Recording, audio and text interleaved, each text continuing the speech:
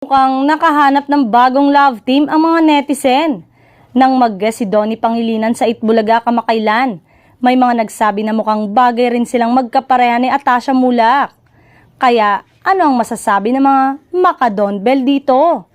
Mas natural daw kasing sosyal si Atasha kaya't paano na si Bel?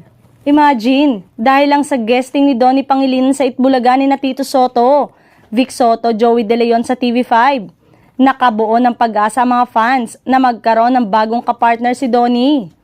At yes, si Atasha Mulak, anak ni Aga Mulak, Charlene Gonzalez, ang nakikita nilang mas bagay raw na ka-love team ni Donnie. Halos pareho raw kasi ng estado sa buhay ang dalawa na parehong konyotik at parehong maganda ang height.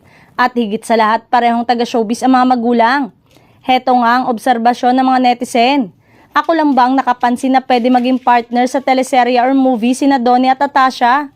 Same observation. Bagay sila. Me too. Was about to comment na bagay sila, ang ganda nilang tignan. Magpaalam daw muna siya kay Bel Mariano. Guys, nire-respect ko kung ano yung love team or relationship ang meron po ang Donbel. I hope walang magalit or ma-offend. Pero talagang bagay sina Donnie at Atasha. Sana magka-movie na sila o parang maganda yata sitcom na lang. Bagay sila magkaroon ng series. Bagay nga at huwag sanang magalit ang ka-love team ni Donnie. Both are pleasing to the eyes at parehong mabait at mapagmahal sa magulang.